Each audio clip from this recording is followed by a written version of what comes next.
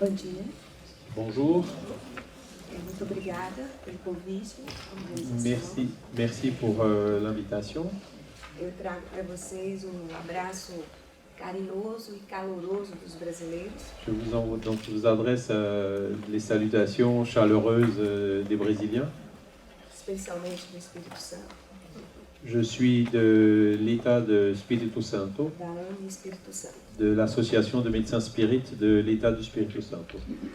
A gente vai conversar sobre tema On va donc vous parler aujourd'hui d'un thème, que eu lamento informar para vocês et je suis désolé de devoir vous informer que não existe nenhum consenso ainda na literatura, que sur ce thème, il n'existe pas encore de consensus dans la littérature, principalmente no que se refere à mente. principalement en ce qui concerne le mental. Então nós vamos apresentar uma ideia geral Nous allons donc vous présenter une idée générale do que se pensa atualmente sobre isso de la pensée actuelle sur ce sujet e traçar algumas considerações et tracer quelques considérations a respeito da mediunidade, en ce qui concerne la médiumnité, sobretudo na ótica espírita. principalement sous le point de vue spirit. Conversar sobre o cérebro Parler du cerveau, é relativamente fácil. c'est relativement simple. É órgão que já é conhecido há vários anos. C'est un organe connu depuis plusieurs années. Nessa imagem vocês podem ver Sur cette image, vous pouvez voir como se nós tivéssemos cortado a cabeça aqui no meio comme si on avait coupé la tête au milieu. e podemos ver então as principais estruturas cerebrais. Et donc, on peut voir les principales structures cérébrales là. Em termos de conversar sobre mediunidade, En ce qui concerne la médiumnité, nos interessa sobretudo essa estrutura que está em verde, c'est cette petite structure en verre qui va nous intéresser plus particulièrement, que é chamada de glândula pineal. qui est appelée la glande pinéale. Do ponto de vista evolutivo, D'un point de vue évolutif, essa parte do cérebro aqui, cette partie du cerveau qui est ici, ela é conhecida como cérebro primitivo. elle est connue comme étant le cerveau primitif. Nós evoluímos ao longo de milênios Nous évoluons au cours des millénaires, e essa parte aqui conhecida como lobo frontal et cette partie qui est le lobe frontal, é a parte mais recente. c'est la partie la plus récente. Do ponto de vista de função, D'un point de vue des fonctions, nós já conhecemos algumas estruturas e o que elas fazem. nous connaissons déjà quelques structures et leur rôle. Então, vocês podem ver aqui, essa área cerebral é a área da interpretação. Vous voyez donc ici la zone de l'aire de l'interprétation, Essas duas zonas são o córtex motores, les deux zones du cortex moteur motor e sensorial, et sensoriel. e nós temos a área da compreensão e a área da fala mais na frente. Et donc plus en avant, il y a le domaine de la compréhension et de la parole. Essa parte do cérebro ela é responsável pelo nosso equilíbrio, Cette partie du cerveau est responsable de notre équilibre, chama-se cerebelo. ce qui est le cervelet. Como é que essas estruturas se comunicam? Comment est-ce que ces structures se communiquent-elles? A célula do sistema nervoso central La cellule du système nerveux central, é uma das estruturas mais ricas do corpo humano. c'est une des structures les plus riches du corps humain. Elas têm possibilidades de comunicação. Uma célula pode comunicar-se com várias, Une cellule peut se communiquer avec plusieurs autres, mas a comunicação do neurônio, mais la communication des neurones, como chama a célula do sistema nervoso, comme est appelée donc la cellule du système nerveux, ela não se faz por contato físico. ne se fait pas par contact physique. Vocês podem observar aqui no destaque, Vous pouvez voir sur le détail essas bolinhas aí representadas, esses pontinhos iluminados, les petits points lumineux qui sont dessinés, são substâncias sont des substances que são eliminadas, são liberadas por um neurônio qui sont libérées par les neurones e captadas pelo outro. et captées par l'autre. É tipo uma conversa. C'est comme une conversation. Um fala, outro escuta, Il y en a une qui parle et l'autre écoute. e a partir daquilo que escuta, Et à partir de ce qu'il écoute, executa uma atividade. il exécute un certain nombre d'activités. Então, mais resumida e superficialmente falando, Et donc, pour résumer, parler de façon simple, é assim que se dá essa comunicação. c'est ainsi que cette communication se produit. Por que é necessário conversar sobre cérebro? Pourquoi faut-il parler du cerveau? Para que a gente possa compreender tentar compreender o funcionamento da mente. C'est pour essayer de comprendre comment fonctionne le mental. Essa tentativa de compreensão, Cette tentative de compréhension ela já se arrasta por séculos. dure depuis des siècles, Ela vem ao longo de muito tempo, depuis longtemps. ocupando Elle occupe a cabeça dos filósofos, donc les philosophes, dos pesquisadores les chercheurs, e mesmo contemporaneamente, et même récemment, de façon contemporaine, récemment, a grande pergunta la grande question continua a mesma. est toujours la même. É a mente produto do cérebro? Le mental est-il un produit du cerveau? Conforme o olhar do pesquisador, Selon le regard du chercheur, se ele é um pesquisador monista materialista, si c'est un chercheur moniste ou matérialiste, ele vai dizer que a mente é um produto do cérebro. il va dire que le mental est un produit du cerveau. Se não tem este olhar, se é o oposto disso, S'il a un regard opposé, ele vai dizer que não, que existe algo além do cérebro conduzindo. il va dire que non, qu'il existe quelque chose au-delà ou en dehors du cerveau qui le produit. Nós vamos ver algumas reflexões a esse respeito. Et nous allons donc examiner quelques réflexions sur ce sujet. Um pesquisador brasileiro, Un chercheur brésilien, o professor Alexander Moreira de Almeida, le professeur Alexander Moreira Almeida, da Universidade Federal de Juiz de Fora, de l'Université fédérale de Juiz de Fora, num artigo muito rico, dans un article très riche, ele vai nos conduzir a essa reflexão. il nous amène à cette réflexion, A compreensão da mente la compréhension du e mental da consciência et de la conscience é um dos empreendimentos est une des entreprises ou des tâches mais estimulantes e desafiadores les plus stimulantes et motivantes na busca humana de la recherche pela compreensão de nós mesmos pour la compréhension de nous-mêmes e do universo como um todo. et de l'univers comme un tout.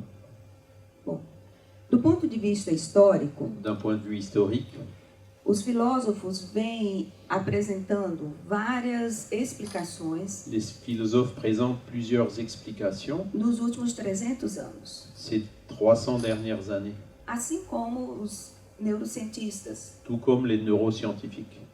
E eles tentam, principalmente os filósofos materialistas e pesquisadores materialistas, Et donc, principalement les philosophes matérialistes et les chercheurs matérialistes cherchent a dizer que naquele momento à dire qu'à ce moment-là, não tem explicação il n'y a pas d'explication para como a mente funciona sur comment le mental fonctionne e sua relação com o cérebro.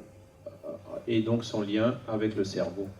Mas que logo, Mais que bientôt, essa explicação virá. cette explication viendra. Então é o que atualmente se chama, C'est ce qu'on appelle actuellement, principalmente por um filósofo contemporâneo, principalement par un philosophe contemporain, Karl Popper, Karl Popper, que é o eterno retorno do materialismo, que c'est l'éternel retour du que matérialisme. foi citado por esse filósofo Saulo Araújo, Et donc ça a été cité par ce philosophe Salvo Araújo. e que ele diz também que isso é um materialismo promissório. Il dit aussi que c'est un matérialisme prometteur. O que ele chama de explicação promissória ou materialismo promissório? Alors qu'est-ce qu'il appelle explication ou matérialisme prometteur? Ele está dando uma promissória, uma fiança, C'est donc une promesse qui est donnée, que daqui a pouco isso vai ser explicado. que d'ici peu on se sera expliqué. E como diz o Saulo, então eles estão dando isso há 300 anos. Et comme Saulo le dit, ça fait 300 ans qu'ils font cette promesse. Ele fez uma revisão literária Il a fait une révision littéraire dos últimos 300 anos des 300 dernières années, de explicações sobre o funcionamento mental, d'explications sur le fonctionnement mental, e é sempre a mesma promessa. et il retrouve toujours cette même promesse. Porque existe uma grande pergunta, Il y a donc une grande question, uma lacuna, na verdade, une lacune en vérité, que os pesquisadores, tanto os pesquisadores materialistas, tant de la part des chercheurs matérialistes quanto os pesquisadores espiritualistas, que les chercheurs spiritualistes, eles chamam de explanatory gap. qu'ils appellent donc le explanatory gap ou écart d'explication. O que eles chamam de... O explanatory gap seria Et ce qu'on appelle l'explanatory gap, hiato, uma lacuna c'est une lacune, un hiatus, entre o conhecimento do funcionamento cerebral, entre la connaissance du fonctionnement cérébral, que seria eu em terceira pessoa, qui est donc moi dans la troisième personne, observando o meu próprio cérebro. qui observe mon propre cerveau. Então eu sei como é a comunicação celular. Je sais comment la communication cellulaire fonctionne, A gente mostrou rapidamente naquele slide. comme vous l'avez vu dans le slide précédent.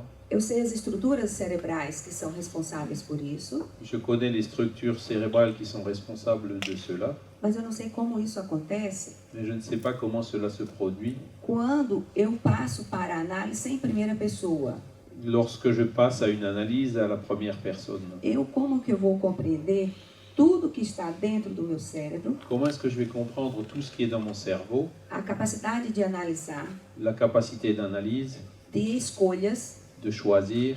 Então eu chego aqui, J'arrive ici, eu olho para vocês, je vous regarde, eu vejo a expressão de olhar de vocês, je vois l'expression de vos regards, eu tenho os meus próprios sentimentos, j'ai mes propres sentiments, eu vejo a luz lá fora, je vois la lumière dehors, do sol, le soleil, e ao mesmo tempo eu tenho consciência de mim mesmo. et en même temps j'ai conscience de moi-même. Então não existe uma explicação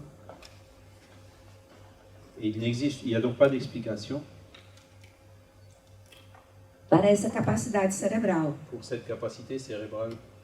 E o único consenso entre eles Et l'unique consensus entre eux, é que a mente c'est que le mental é substancialmente diferente do cérebro, est substantiellement différent du cerveau, do ponto de vista qualitativo d'un point de vue qualitatif e do ponto de vista quantitativo. et d'un point de vue quantitatif. Isso gera, para os filósofos e pesquisadores materialistas, Et donc pour les philosophes et chercheurs matérialistes, eles continuam prometendo ils continuent à promettre que logo eles vão ter uma resposta para esse explanatory gap, que bientôt il y aura une explication pour cet explanatory gap, mas uma gama muito grande de pesquisadores, mais il y a donc, número grande de un pesquisadores, grand nombre de chercheurs acham que isso é muito simplista qui pensent que tout cela est un peu trop e simpliste que a gente precisa avançar mais nessa compreensão. et qu'il faut avancer de façon plus profonde dans cette explication. E esse grupo de pesquisadores já é de longa data. Et ce sont des chercheurs depuis de longue date E eles então dizem qui disent que existe um ser, uma substância, uma consciência qu'il existe un être, une substance ou une conscience que comanda este corpo. qui commande le corps. Nós chamamos de espíritos, Nous l'appelons esprit, mas alguns filósofos deram nomes diferentes mais là vous voyez donc les noms différents qui ont été donnés par des philosophes para a mesma coisa. pour la même chose. Então Descartes Descartes chamou de alma racional ou intelecto, l'appelle âme rationnelle ou intellect, Kant chamou de pneuma, Kant l'appelle le pneuma, Locke de substância incorpórea, Locke de substance incorporelle, Paracelso de matéria sutil. Paracelse la matière subtile. E aí, eles acham que esses nomes, o que nós vamos chamar a partir de agora de espírito, Et donc tous ces noms qu'on va à partir de maintenant utiliser le mot esprit, é que na verdade comanda o nosso corpo. que c'est ça qui commande en vérité notre corps. E o que a ciência então tem buscado para explicar isso? Comment est-ce que la science, elle a cherché à prouver ou à expliquer cela, à établir cela? Eles têm tentado responder a uma outra grande pergunta. Ils ont essayé de répondre à une autre grande question. A consciência sobrevive ao corpo? La conscience survit-elle au corps? Para responder a esta pergunta, Et pour répondre à cette question, existem vários correntes, linhas de pesquisa. donc il y a plusieurs lignes de recherche. A experiência de quase morte, Les expériences de mort imminente, a TVP, que é a terapia de vivências passadas, les thérapies de vie passée e a reencarnação. et la réincarnation. Para todas essas três linhas, Et pour toutes ces trois lignes de recherche, pour chacune de ces trois lignes de recherche, existem evidências il y a donc des preuves, e artigos publicados em periódicos indexados, des articles publiés dans des revues indexées. Para aqueles que não estão familiarizados com a terminologia, Pour ceux qui ne sont pas familiers avec la terminologie, quando a gente fala de periódicos quand on indexados, parle de périodiques indexés, nós estamos falando de revistas científicas ce sont des revues scientifiques com respeito junto à comunidade científica. qui sont reconnues dans la communauté scientifique. Então, portanto, significa que esses experimentos Donc ça veut dire que ces expériences foram feitos de uma forma adequada, ont été faites d'une façon adéquate, como é solicitado pela academia atualmente. comme le demande l'Académie actuellement.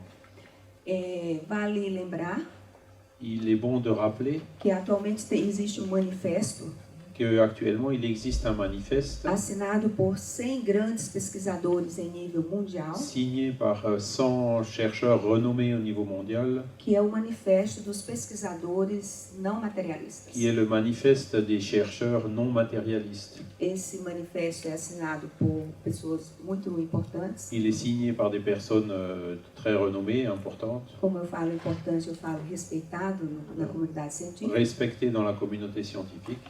Deles é o pesquisador Mário Beauregard, L'un d'eux, c'est le chercheur Mario Beauregard, considerado uma das 100 pessoas, dos 100 pesquisadores mais influentes do mundo na atualidade. Il est considéré comme un des 100 chercheurs les plus influents dans le monde actuellement. E no Brasil nós temos a honra de ter o Alexander também nesse rol. Et au Brésil, donc, il y a aussi le docteur Alexander Moreira Almeida qui fait partie de cette équipe. Com relação à experiência de quase morte, En ce qui concerne les expériences de mort imminente, alguns pesquisadores começaram a observar certains chercheurs ont commencé à observer relatos de vivências dos pacientes les récits de ce que les patients ont vécu em situações em que ele não deveria ter consciência do ambiente. dans une situation où ils ne devaient absolument pas avoir de conscience de leur environnement. Esse pesquisador aqui, o Samparnia, Ce chercheur qui est Parnia, esse experimento que ele fez foi reproduzido, por exemplo, na Holanda, son expérience a été reproduite par exemple en Hollande pelo Pim van Lommel, par Pim van Lommel. onde ele entrevistou pacientes Donc il a interrogé des patients que haviam sofrido parada cardíaca. qui avaient souffert d'un arrêt cardiaque, Nesse momento, então, há um silêncio cerebral. moment après lequel donc il y a un silence cérébral. Durante a parada cardíaca, você não tem atividade elétrica cerebral. Il n'y a pas d'activité électrique dans le cerveau pendant l'arrêt cardiaque. Aquela conversa neuronal que vocês viram no slide aqui não acontece. Les échanges neuronaux, comme vous l'avez vu sur le slide précédent, ne se produisent plus. E, no entanto, nesse momento, os pacientes relatam situações bastante interessantes. Et pourtant, à ces mêmes moments, les patients arrivent à rapporter des choses qui sont très intéressantes. Por exemplo, Par exemple, paciente, il y a un patient nesse contexto de parada cardíaca, qui était en arrêt cardiaque. ele chegou na sala de emergência do hospital onde ele foi reanimado. Il a été amené aux urgences de l'hôpital où il a été réanimé. E quando nós vamos colocar o paciente em respiração artificial, Et quand on met donc le patient sous assistance respiratoire, nós temos a preocupação de ver se ele tem prótese dentária. on vérifie toujours s'il a un dentier. E aí foi tirado a prótese desse paciente, Et donc, ce patient, on lui a retiré son dentier. colocado em uma gaveta, Et on l'a mis dans un tiroir. por uma enfermeira Une infirmière l'a mis dans un tiroir. e foram realizadas as manobras de ressuscitação habituais. Et ensuite, il y a eu toutes les manœuvres comment on dit ça, réanimation qui ont été réalisées dans les moments suivants, quoi. Ele sobreviveu a isso Il a donc survécu. após alguns dias em CTI. Après quelques jours dans une unité de thérapie intensive. E ninguém conseguia encontrar a prótese dele. Et donc quand il était revenu à lui, plus personne n'arrivait à trouver la prothèse. E ele ficou muito incomodado porque ele estava sem Et dentes. ça le gênait beaucoup puisqu'il n'avait plus ses dents. E nós sabemos que isso não é uma coisa que se compra aqui e entrega. C'est pas quelque chose qu'on peut acheter rapidement et puis remplacer rapidement. A prótese ela é feita sob molde, C'est fait sur mesure. leva alguns dias para ficar pronto. Ça demande des jours pour être préparé, etc. E ele chamou o médico Et à ce moment-là, il a appelé le médecin. e ele disse, olha, a Il a minha dit- prótese Bon, ma prothèse foi retirada da minha boca por uma enfermeira com tais características. a été retirée de ma bouche donc par une infirmière qui l'a décrite, qui avait toutes les caractéristiques. Ele descreveu detalhadamente a enfermeira Il l'a décrit donc en détail. e ela colocou na gaveta de um móvel Et donc, il a dit qu'elle avait mis sa prothèse dans le tiroir d'un meuble, na sala de emergência enquanto vocês estavam me reanimando. dans la salle donc d'urgence, pendant que vous étiez en train de me réanimer. E eles foram lá e lá estava a prótese do paciente. Donc, ils sont allés voir, ils ont effectivement retrouvé le dentier de ce patient. E são relatos dessa natureza Et donc, il y a plusieurs récits de même nature que acontecem na experiência de quase morte. qui viennent des expériences de mort imminente. Então, se aquele cérebro estava funcionalmente parado, Si donc son cerveau était fonctionnellement arrêté, como ele teria condições de saber essas informações? comment est-ce qu'il aurait eu la possibilité de percevoir et de mémoriser, de savoir toutes ces informations, Se não existisse algo além dele. si on admet qu'il n'y a pas quelque chose au-delà de son corps. Então, o que eles colocam, Ce qui est donc avancé, que o funcionamento mental intensificado c'est donc le fonctionnement mental intense durante uma experiência de quase morte, pendant une expérience de mort imminente, quando o funcionamento cerebral está gravemente prejudicado, lorsque le fonctionnement cérébral est gravement atteint.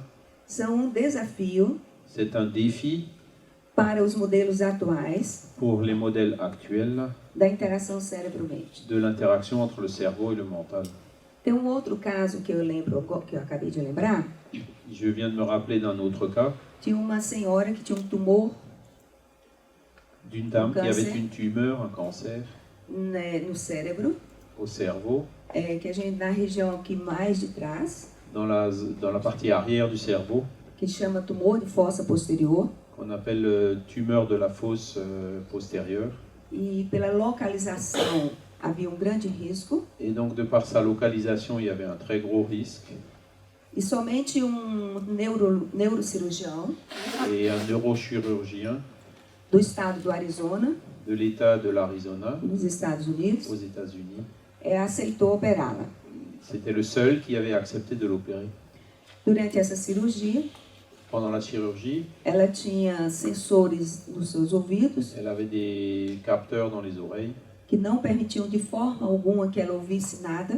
qui lui permettaient, qui l'empêchaient complètement d'entendre quoi que ce soit. Como era uma cirurgia muito demorada, Et comme c'était une opération très longue, ela foi colocada num estado que a gente chama de hipotermia, elle a été mise en hypothermie, ou seja, temperatura corporal bem baixa, une température du corps plus basse, para reduzir o dano cerebral do manuseio. pour réduire donc les dégâts au niveau du cerveau conséquents aux manipulations. Ela não respirava por si mesma Elle ne respirait plus de façon autonome. e ela estava, logicamente, profundamente anestesiada. Et donc il y avait donc une profonde anesthésie. E nessa situação também há um silêncio cerebral. Et dans ces situations-là, il y a aussi un silence cérébral. E essa paciente, ela sobreviveu à cirurgia Cette patiente a survécu à l'opération e ela descreveu para o seu cirurgião et elle a pu décrire au chirurgien toda a conversa que eles tiveram durante o ato cirúrgico, toutes les conversations qu'il avait eues pendant la chirurgie, quem estava na sala de cirurgia qui c'est qui était dans les personnes qui étaient dans la salle d'opération, e até algumas pequenas brincadeiras que foram realizadas, pequenas frases para relaxar um pouco. y compris les quelques blagues qui faisaient pendant l'opération pour se relâcher un peu de temps en temps. Ela visitou outros setores do hospital. Elle a aussi pendant ce moment-là pu visiter d'autres secteurs de l'hôpital. Ela observou o relógio, a hora, Elle a pu voir l'horloge et l'heure. e ela descreveu uma reunião que estava acontecendo em outro local naquele momento. Et elle a pu décrire ce qui s'est passé dans une réunion qui avait lieu à ce moment-là dans une autre salle de l'hôpital. Esse é um tema que daria conversa para o dia inteiro. Donc on pourrait en parler toute la journée de E aí ce eu tenho de ce certeza que phénomène. vocês iriam ficar muito cansados. Et ça, ce serait fatigant pour vous. Com relação à reencarnação, En ce qui concerne la réincarnation, também as pesquisas são vastas. il y a des recherches très étendues. Então aqui nós temos uma relação de cientistas Vous avez une liste de scientifiques respeitáveis respectables que investigaram as possibilidades de vida após a morte qui ont étudié les possibilités de la vie après la mort e o retorno ao corpo físico et le retour au corps physique após num outro corpo. après l'intervalle donc de la désincarnation d'un autre corps. Os três primeiros, Les trois premiers, Ian Stevenson, Eleanor Haraldsson e Banerjee, Jan Stevenson, Erlendur Haraldsson et Banerjee, eles se dedicaram principalmente à reencarnação ils ont étudié plus particulièrement la réincarnation e os demais à TVP. et les trois autres, les thérapies de vie passée. O Ian Stevenson comprovou 1.100 casos de reencarnação Jan Stevenson a étudié plus de 1100 cas de réincarnation. e é o pioneiro nesse estudo. C'est un des pionniers dans cette étude. E nesses que fizeram pesquisa na TVP, a Helen Wambach, Et parmi ceux qui ont étudié les thérapies de vie passée, il y a Hélène Wambach ela tem uns relatos extremamente interessantes. qui nous apporte des récits très intéressants.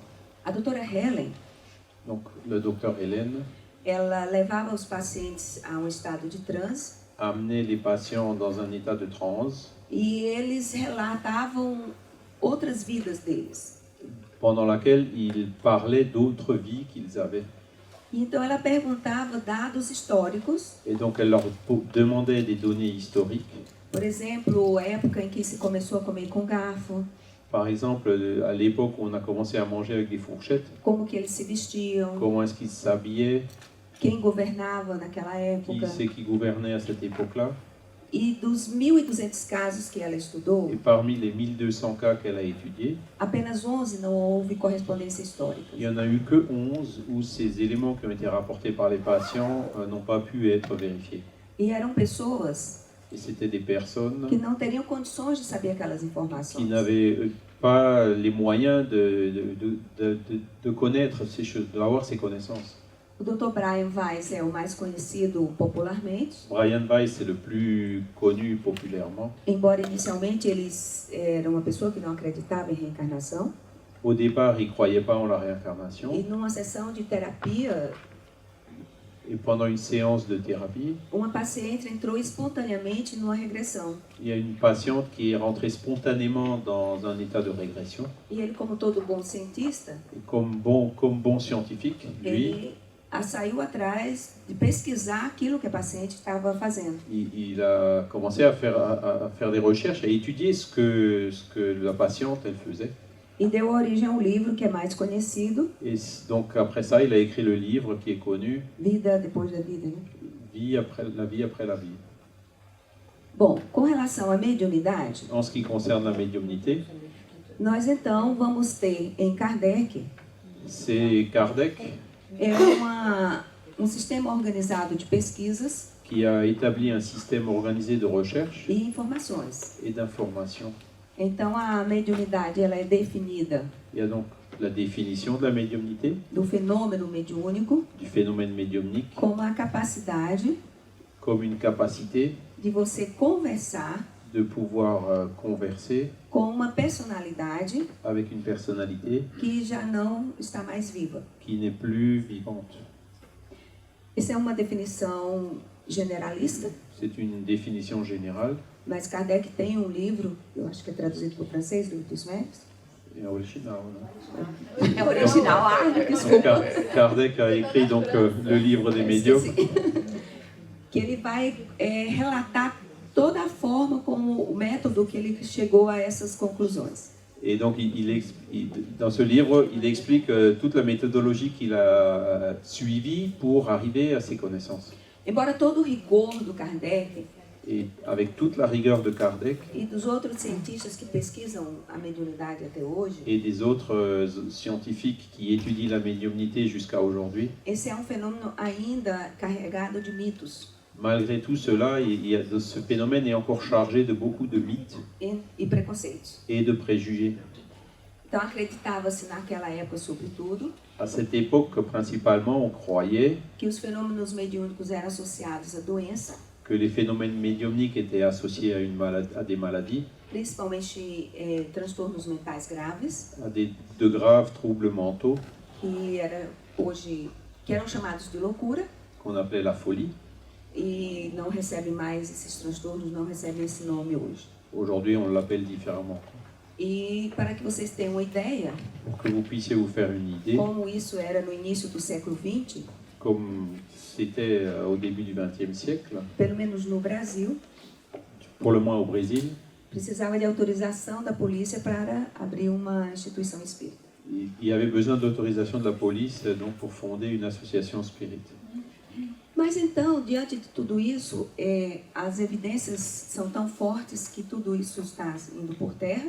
Mais malgré tout cela, les preuves sont tellement fortes que toutes ces oppositions, ces mythes et tout ça, ça s'effondre. Ninguém mais precisa de autorização da polícia. Aujourd'hui, il n'y a plus besoin d'autorisation de la police pour faire une association.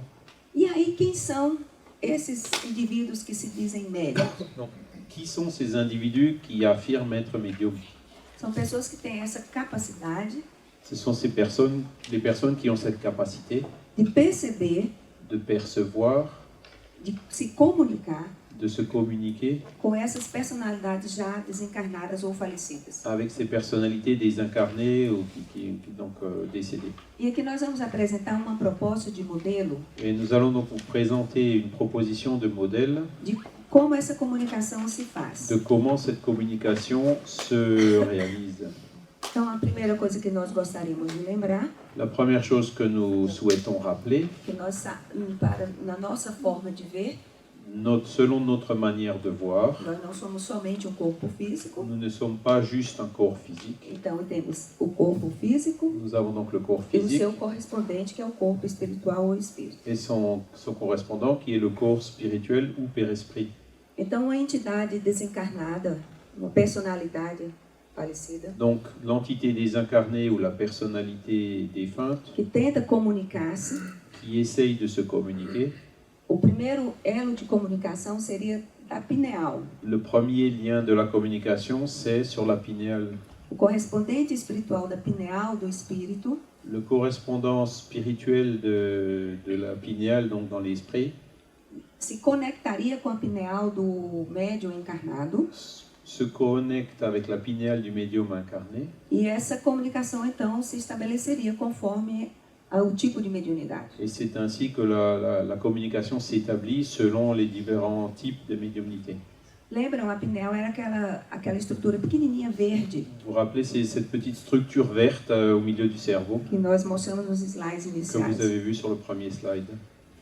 Nós vamos mostrar ela novamente aqui, só que agora ela está em cor de rosa. Donc vous la voyez ici, cette fois elle est rose.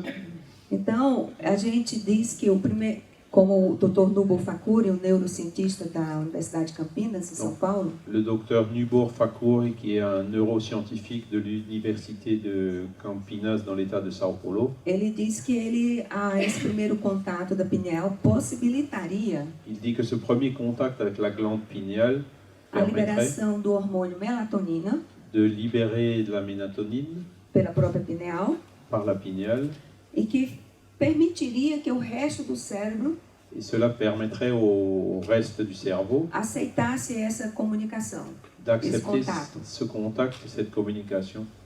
A pineal La pinéale, são trazidas informações pelo André Luiz André Louis nous apporte des informations sur la pinéale numa época à une époque em que ela era muito pouco valorizada. où elle était très peu connue et valorisée par la science. Para que vocês tenham uma ideia, quando eu fiz faculdade, Pour vous faire une idée, quand j'étais à l'université, o que se acreditava naquela época é que a pineal on croyait donc que la pinéale, era uma glândula que calcificava quando o indivíduo entrava na puberdade c'est une glande qui se calcifiait quand l'individu entrait dans la puberté e a partir daí não teria mais função. et qu'à partir de ce moment-là, elle n'aurait plus de fonction. E hoje a gente sabe que não é assim. Aujourd'hui, on sait que c'est pas comme ça. Ela tem inúmeras funções, Elle a d'innombrables fonctions, inclusive como regulador do sono. y compris pour réguler le sommeil. E essas informações foram trazidas por André Et Luiz donc ces informations apportées par André Louis, pelo menos 50 anos antes au moins 50 ans avant ces découvertes, de que a comunidade científica descobrisse os efeitos atuais. par la communauté des scientifiques, donc des effets ou des fonctions de la glande pinéale.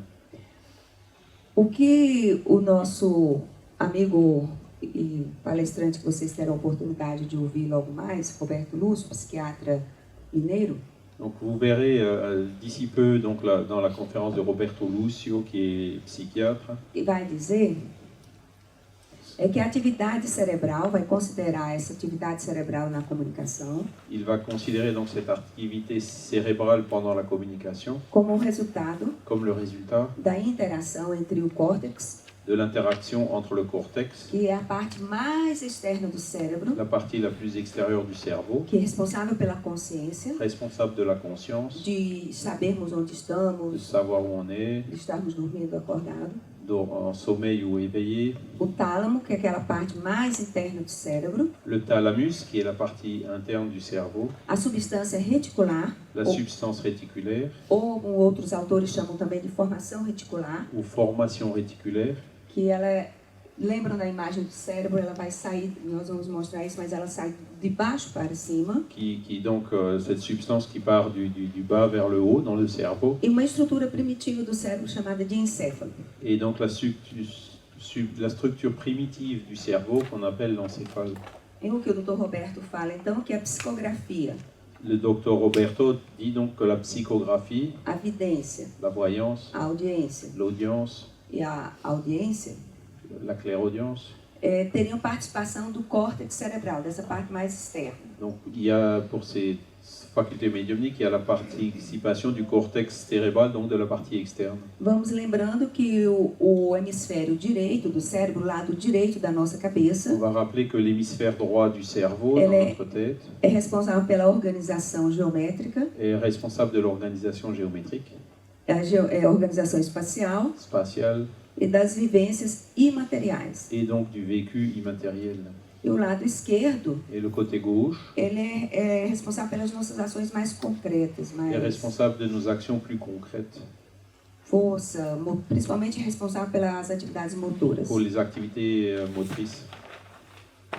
As mediunidades ditas inconscientes, Les médiumnités inconscientes, que são aqueles indivíduos que não lembram do que estão fazendo durante o processo de transe mediúnico, donc ce sont les médiums qui ne se rappellent pas de tout ce qui s'est passé ou dit pendant la phase de transe médiumnique. segundo o Dr. Roberto Lúcio Selon le docteur Roberto Lucio e também Dr. Nubo Facuri, et Nubor Fakuri, existe um bloqueio da liberação dessa substância que chama da formação reticular ou sistema reticular ativador ascendente. c'est donc dans ces cas-là, il y a un blocage donc de cette substance, de ce système réticulaire ascendant.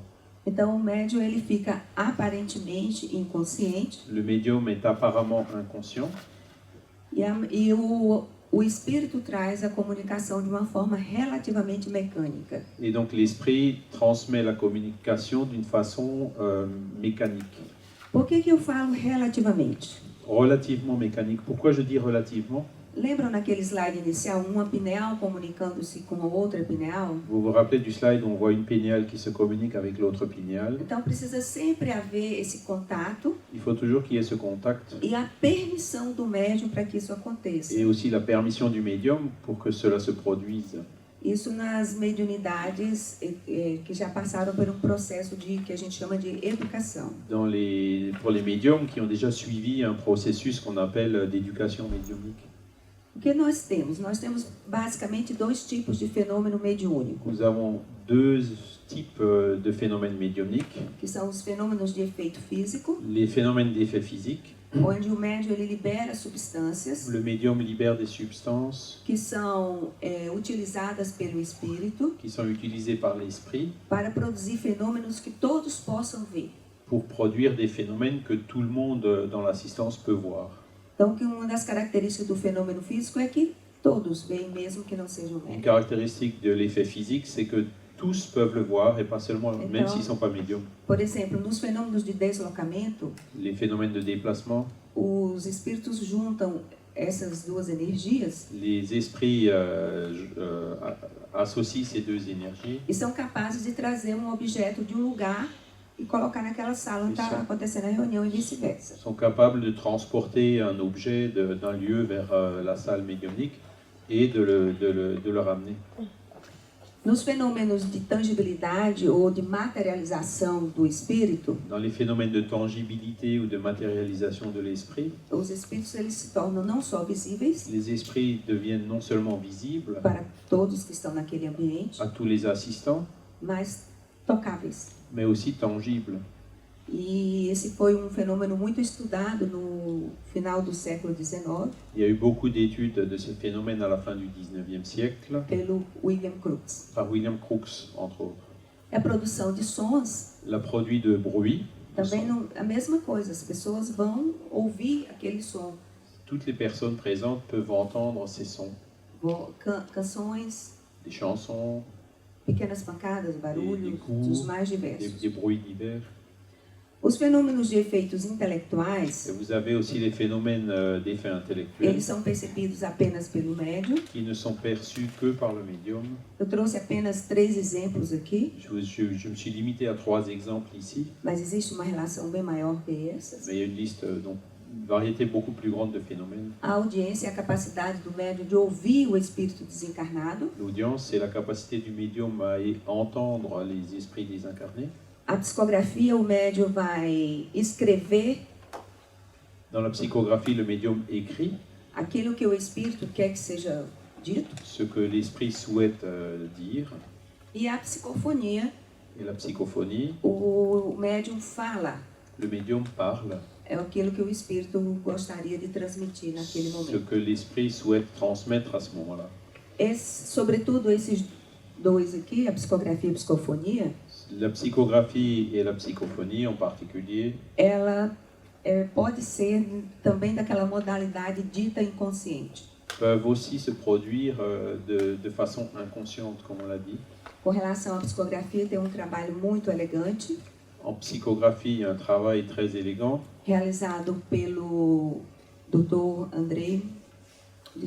Alexander Moreira de Almeida, réalisé par le docteur Alexander Moreira Almeida, Dr. Júlio Pérez Julio Pérez e o Dr. Andrew Newberg, et le docteur Andrew Hilbert nos Estados aux Unidos, États-Unis, com médiuns psicográficos brasileiros, avec des médiums psychographes brésiliens. e eles viram Et ils ont vu que no momento da psicografia, que pendant la psychographie, a área do cérebro la zone du cerveau que deveria estar ativa qui devrait être active estava silenciosa. était en fait silencieuse. Então, quem estava então escrevendo, Donc c'est là où on peut se poser qui est-ce qui écrivait à ce moment-là, estimulando a mão do médium? qui stimulait la main du médium à ce moment-là. Outro trabalho bastante interessante Un autre travail très intéressant, foi publicado em 2007. publié en 2007, É um estudo que se chamou Triplo Cego. en triple aveugle. Os três envolvidos nessa pesquisa 3 parties impliquées dans cette recherche não tinham conhecimento n'avaient pas connaissance da situação. de la situation. Esse autor aqui, esses autores, na Ces verdade, auteurs qui sont listés en bas eles foram tentar informações, saber informações ont cherché à connaître des de informations 8 estudantes falecidos na Universidade do Arizona. provenant de 8 étudiants décédés qui étaient à l'université de l'Arizona. Os consultantes Les consultants são as pessoas que conheciam os estudantes sont les personnes qui connaissaient ces étudiants, e que não conheciam nem o médium, qui ne connaissaient absolument pas aucun des médiums, nem o que o pesquisador chamou de consultante por procuração. ni ce que Consulente. les chercheurs appelaient le consultant par procuration. Então, a pessoa que queria saber a informação, eu quero saber se fulano de tal morreu, se está bem. Donc les gens qui posaient des questions, qui voulaient savoir si un tel allait bien. Ele entregava essa pergunta para uma pessoa, La question était remise à une autre personne. esse ser intermediário, que não era nenhum dos três, Donc cet intermédiaire parmi les trois, entregava a pessoas que ele chamou de consulente por procuração, qui le remettait au consultant par procuration. e o consulente ia ao médium. Et c'est lui qui allait donc jusqu'au médium.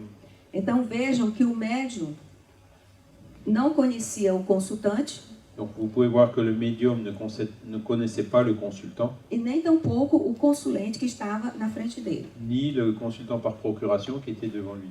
Então eles criaram um score Ils ont donc établi un système de notation que iria de 0 a 6, qui allait de 0 à 6. onde 0 era nenhuma informação correta com relação ao falecido, 0, ça veut dire qu'aucune information qui avait été donnée sur le décédé n'était correcte. e 6 seria 100% correto. Et 6, c'est 100% correct.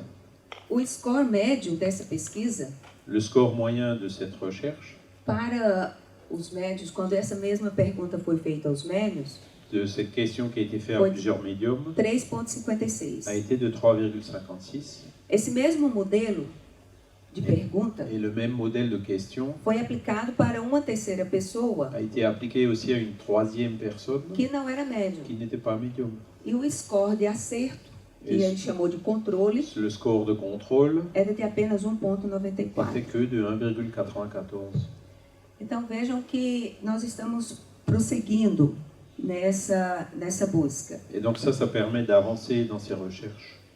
Chegando ao final da nossa conversa, Pour terminer notre présentation, eu gostaria de trazer uma reflexão do Dr. Alexander Moreira de Almeida, je vous présente une réflexion du docteur Alexander Moreira Almeida, onde ele diz où il dit que, embora tenha sido negligenciada por várias décadas, que bien qu'elle ait été négligée pendant des décennies, a investigação científica criativa, la recherche scientifique créative, rigorosa rigoureuse e não dogmática das E- experiências et mediúnicas, non dogmatique des expériences médiumniques tem o potencial permettra de auxiliar no avanço da exploração da mente de faire avancer l'exploration du mental e de sua relação com o cérebro. et sa relation avec le cerveau.